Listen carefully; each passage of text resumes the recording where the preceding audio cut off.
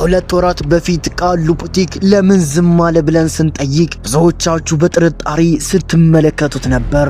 ነገር ግን ያ ዝምታ የወደቀበት ሳይሆን ለታላቅ ዝላይ የሚደረግ ዝግጅት መሆኑ ዛሬ በይፋ ተረጋግጧል። ኢትዮጵያዊው የዲጂታል ጥበብ ንጉስ ቃሉ ቡቲክ 685 ሚሊዮን ተከታዮች ባሉት የዓለማችን ግዙፉ የኢንስታግራም ኦፊሴላዊ ገጽ ላይ ኮላብ በማድረግ ታሪክ ሰርቷል።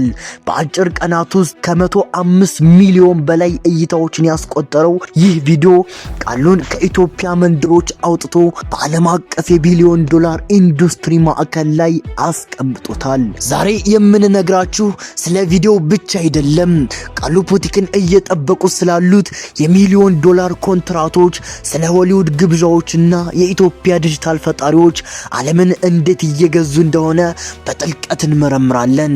ከሁለት ወራት በፊት በሰራነው ቪዲዮ ላይ ቃሉ ታዋቂ የዓለም ብራንዶችን ግብዣ ችላ ማለቱ ብዙዎችን አሳስቦ ነበር።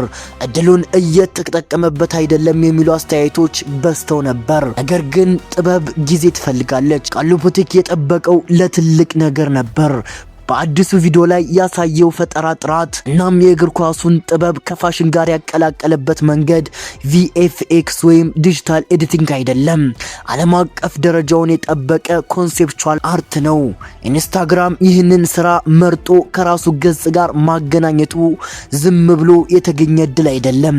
ይህ ማለት ቃሉ ቡቲክ አሁን የኢንስታግራም ፊት ወይም ፌስ ኦፍ ዘ ፕላትፎርም ሆኗል ማለት ነው።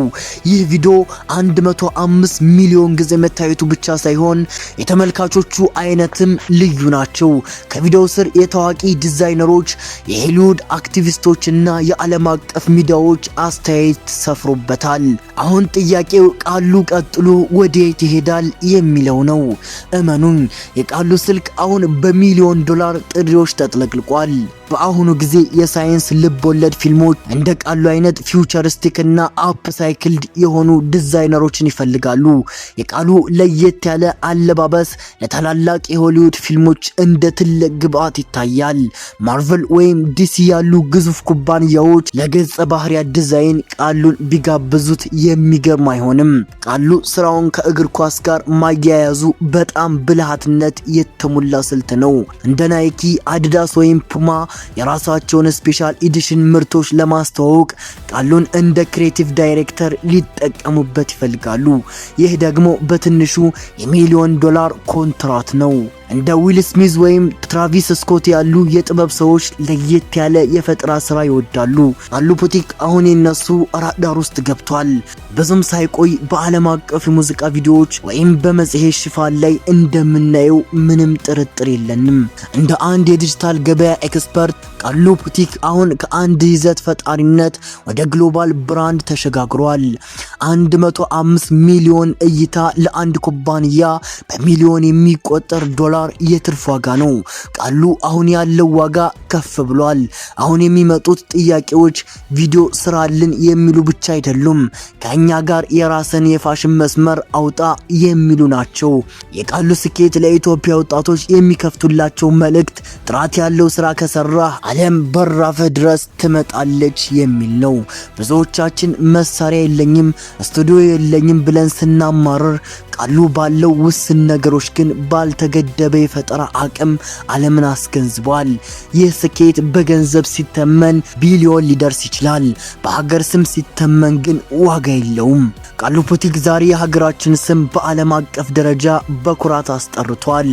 ከ685 ሚሊዮን ተከታዮች ባሉት ገጽ ላይ ኢትዮጵያ የሚለው ስም ሲጠራ ማየት ለሁላችንም ኩራት ነው። ይህ ለሌሎች የፈጠራ ባለሙያዎችም ትልቅ በር ከፋች ነው። ጥረት፣ ዕውቀትና ጽናት ካለ የትም መድረስ ይቻላል። ቃሉ ቡቲክ ያሳየው ይህንኑ ነው። ዛሬ ቃሉ በሚሊዮን ዶላር ስራዎች ቢከበብ ያ ስኬት የእሱ ብቻ ሳይሆን የሁላችንም ነው። የኢትዮጵያ ዲጂታል ፈጣሪዎች ጊዜ አሁን ነው። ውድ ተመልካቾቻችን እናንተስ በዚህ የቃሉ ቡቲክ አስደናቂ ስኬት ላይ ምን አስተያየት አላችሁ? ቃሉ ቀጥሎ የትኛውን ትልቅ የዓለም ብራንድ ይቀላቀላል ብላችሁ ታስባላችሁ? ሆሊውድ ወይስ የፋሽን ፋሽን ዓለም? አስተያየታችሁን ኮመንት ላይ ጻፉልኝ። ቪዲዮ ከተመቻችሁ ላይክ ማድረጋችሁን አትርሱ። ለሌሎችም እንዲደርስ ሼር አድርጉት። እንደዚህ አይነት አስደናቂና ወቅታዊ መረጃዎችን ለማግኘት ደግሞ ቻናላችንን ሰብስክራይብ በማድረግ ቤተሰብ ይሁኑ። ቀጣይ ቪዲዮ እስከምንገናኝ ሰላም ቆዩ።